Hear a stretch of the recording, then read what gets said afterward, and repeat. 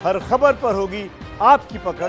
Download कीजिए ABP live app. खास मेहमान मेरे साथ जो मौजूद हैं, आपका परिचय कराते हैं। बीजेपी से अनिला सिंह हमारे साथ मौजूद हैं, कांग्रेस से अखिलेश प्रताप सिंह जी हमारे साथ हैं, सीपीएम के नेता सुनीत चोपड़ा और पूर्व श्रम सचिव शंकर अग्रवाल इस चर्चा में हमारे साथ जुड़ रहे हैं। बहुत बहुत स्वागत आप सभी का। मुझे लगता है अनिला जी इससे शुरुआत करनी चाहिए और उन्हें बताना चाहिए। अनिला जी, जो सवाल पूछा जा रहा है बीजेपी की सरकारों से वो ये कि मजदूरों का हित कहकर आप श्रम कानून में बदलाव करते हैं, तो मजदूरों का हित इसमें कैसे है, ये समझा दीजिए पहले।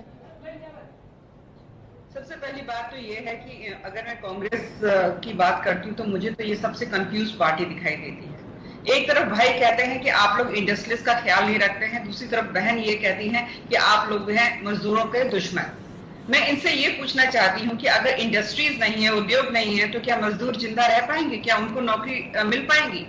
हमारे लिए सबसे पहले जरूरी काम ये है कि जो मजदूर हैं उनकी नौकरियां सुरक्षित रहें।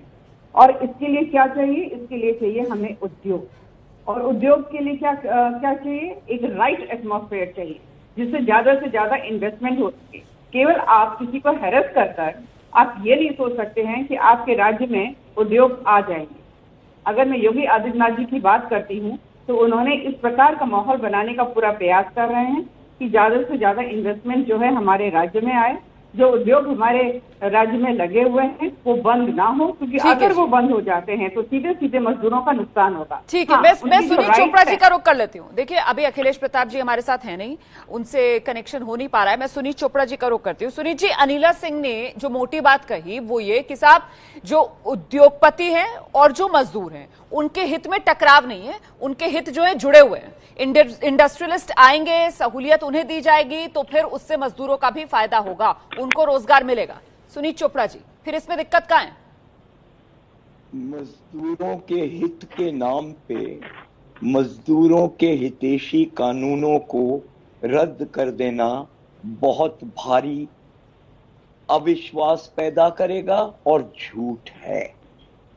आप मजदूरों के 8 घंटे के दिन को हटा दो और आप और मजदूरों के जो हितैषी कानून हैं उनको हटा दो, तो इसमें आप समझ लो कि आप मजदूरों को गुलामी के रास्ते पे छोड़ देंगे।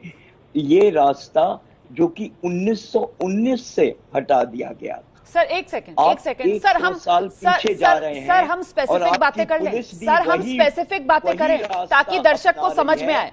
आपने 8 घंटे से ज्यादा काम के घंटे बढ़ाने की बात की, तो उसकी तरफ तो सरकार की तरफ से कहा गया ना कि साहब वो अगर ज्यादा घंटे काम करेंगे तो उनको ज्यादा पैसे मिल जाएंगे। ठीक है सर। दूसरी बात ये कि आप कह रहे हैं और कई फायदे जो मजदूरों को मिलते थे, तो वो कौन से फायदे सर, वो गिना दीजिए ना ताकि मैं उस पर चर्चा कर लूं। क्या फायदा मिल रहा था मजदूरों को? और कानून रद्द कर दिए हैं।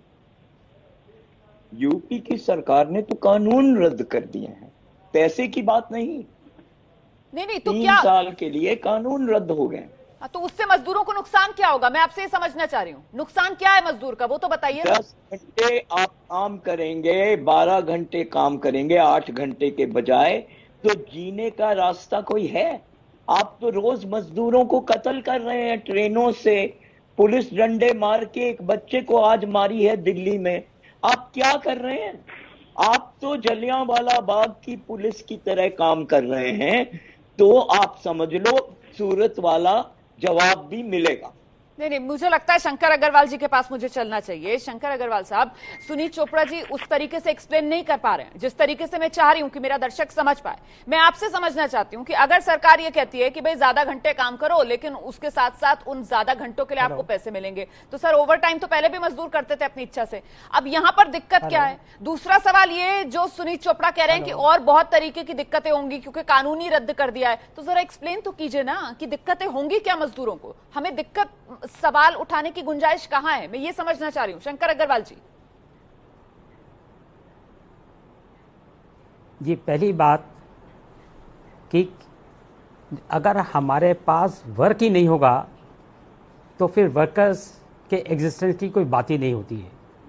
तो पहले हमें काम क्रिएट करना पड़ेगा, जॉब्स क्रिएट करने पड़ेंगे, तभी तो मजदूर आएंगे।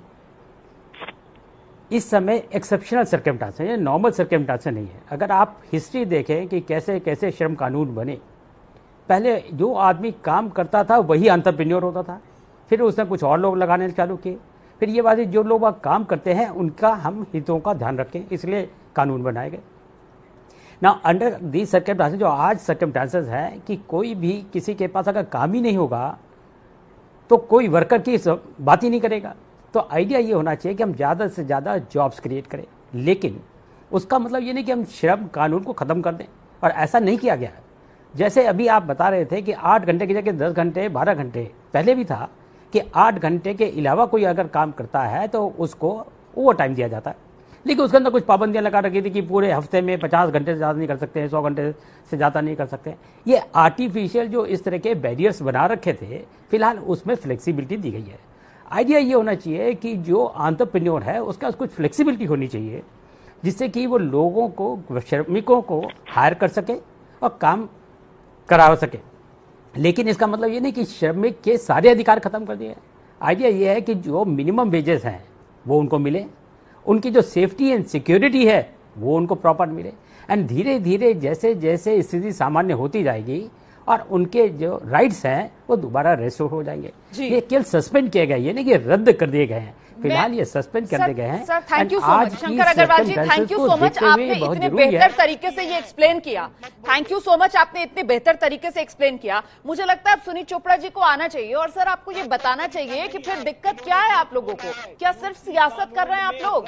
अगर कोई दिक्कत है तो वो बताइए ना सर, मैं तो सुनना चाह रही हूँ आपसे, आप बताइए तो दिक्कत क्या है। आपको रद्द कर दिए हैं, इसलिए यूपी का कानून पंजाब और राजस्थान से भी अलग है।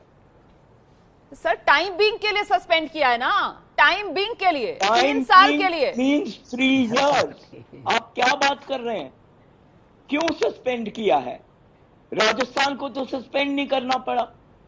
सर सस्पेंड इसीलिए किया गया जो यहाँ पर बात निकल कर आ रही है कि साहब ये कोरोना काल संकट काल है, यहाँ पर आपको एक्स्ट्राऑर्डिनरी मेजर्स लेने होंगे काउंटर करने के लिए जिस तरीके की स्थिति बन रही है। फिलहाल तो संकट अधिकार नहीं दिया है सुनीत चोपड़ा साहब, फिलहाल संकट तो रोजगार का है ना सर। सर बेरोजगारी दर कहाँ पहुंच गई है? एक तरफ तो हम इसी को लेकर चर्चा करते हैं, सड़कों पर डाल दिया आपने। नहीं सर, एक तरफ तो हम इस बात को लेकर चर्चा करते हैं कि साहब नौकरियां नहीं है, बेरोजगारी दर कहां पहुंच गई है, और अब अगर उद्योग को लुभाने के लिए हम उनको कुछ रियायतें दे रहे हैं जिसमें मजदूरों का भी कोई नुकसान नहीं दिखता है, तो फिर दिक्कत क्या है? नौकरी दो मनरेगा कानून है। सर मनरेगा कानून में 100 दिन के लिए ही नौकरी मिलेगी ना, मनरेगा कानून में 100 दिन के लिए ही नौकरी मिलेगी, ग्रामीण इलाकों में नौकरी मिलेगी, बाकी इलाकों का क्या होगा? सरकार अपने आप को कैसे बचाएगी मनरेगा से? आप जो बात कह रहे हैं ठीक है, मैं अनिला जी के पास लेकर चलती हूँ आपकी बात को। अनिला जी, सुनीत चोपड़ा जी राजी नहीं है जो आप लोगों ने बदलाव किए कानून में, वो कह रहे हैं कि साहब भत्ता दीजिए, आप मनरेगा कानून के तहत रोजगार दीजिए। देखिए अभी शंकर अग्रवाल जी ने बहुत अच्छी तरीके से पूरा एक्सप्लेन किया। ये आउटस्टैंडिंग अधिकारी रहे हैं उत्तर प्रदेश कैडर के और उत्तर प्रदेश को इन एंड आउट समझते भी हैं। इन्होंने बिल्कुल एक चीज स्पष्ट करी है कि, और वही मैं भी कह रही थी शुरुआत में, कि उद्योग होंगे तो मजदूर को काम मिलेगा। तो सबसे पहले तो हमें ये सुनिश्चित करना है कि जो इंडस्ट्रीज हैं, जो उद्योग हैं, ना वो बंद हो, ना वो खत्म हो और ज्यादा बढ़े, तो मजदूरों की मजदूरी लगातार मिलती रहेगी और वो लोग जो है बेरोजगार नहीं जाएंगे। दूसरी बात यह है कि अभी सुनीत चोपड़ा जी लगातार आप भी उनसे पूछ रहे थे कि भाई ये तो बताओ जो सस्पेंड किए गए हैं ये कानून, उससे नुकसान क्या है, वो उत्तर नहीं दे पा रहे हैं। उन्होंने प्रश्न उठाया कि अभी राजस्थान में नहीं किया, पंजाब में नहीं किया, पंजाब में आज मीटिंग हो रही है। सुनीत चोपड़ा जी एक सेकंड, ये जो कानून है उत्तर प्रदेश की, अगर मैं बात करती हूँ रुमाना जी, तो बहुत सारे बिल्कुल रिटर्निंग कानून थे। अगर मैं बात करती हूँ 1976 का जो बॉन्डेड लेबर एक्ट है, या मैं बात करती हूँ एम्प्लॉय कॉम्पनसेशन एक्ट जो 1923 का है, तो पड़े हुए हैं कानून, पड़े हुए हैं। राजस्थान में बिना किसी तरह के अध्यादेश के सिर्फ सरकार ने अध्यादेश लाकर काम के घंटे 8 से बढ़ाकर 12 कर दिए हैं। मजदूरों का पलायन काफ़ी बड़ी संख्या में हुआ है, उस वजह से उद्योगों के संचालन में दिक्कत आ रही है। राजस्थान सरकार ने 2-3 बड़े कदम लिए हैं जिनके माध्यम से उद्योगों के अच्छे संचालन को गति मिल सके। पहला कदम तो ये था जिसकी माननीय प्रधानमंत्री महोदय ने भी प्रशंसा की थी, वो जो शिफ्ट है उसको 8 घंटे से बढ़ा करके 12 घंटे कर दिया गया है। इससे 3 बड़े फायदे हुए हैं। सबसे बड़ी चीज़ तो ये है कि कम मजदूरों में भी राष्ट्रीय उत्पादन उतना ही रह पाएगा, नंबर 1। नंबर 2, चूंकि कोरोना संकट चल रहा है इसलिए सोशल डिस्टेंसिंग हो पाएगी 2। और नंबर 3 सबसे अच्छी चीज़ ये है कि मजदूरों को दुगना पैसा मिल पाएगा। तो जो मजदूर अभी काम करना चाहते हैं उनके लिए पूरी व्यवस्था करते हुए कोरोना के संबंध में जो स्वास्थ्य विभाग की जो गाइडलाइंस है उनको पालना करते हुए अगर औद्योगिक प्रतिष्ठान चलाना चाहें तो वो 8 घंटे की जगह 12 घंटे चला सकते हैं। तो इस व्यवस्था के माध्यम से लगभग 1.5 दिन में 3 दिन का काम हो पाएगा।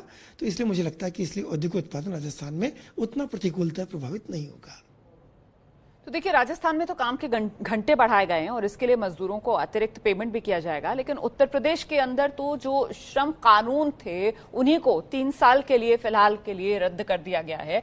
हम इसी पर चर्चा कर रहे हैं। मुझे लगता है शंकर अग्रवाल जी को आना चाहिए। शंकर अग्रवाल जी, जहां पर मैंने इस चर्चा को छोड़ा था कि साहब मुनाफे के लिए तो खून चूस लिया जाता है मजदूरों का, ऐसे में इस कोरोना काल संकट काल में गारंटी कौन लेगा सर कि मजदूरों के साथ अमानवीय व्यवहार नहीं करेंगे उद्योगपति? पहली बात तो मैं ये कहना चाहूँगा मैडम कि जो हम ये खून चूसने की बात है ना, ये गलत है।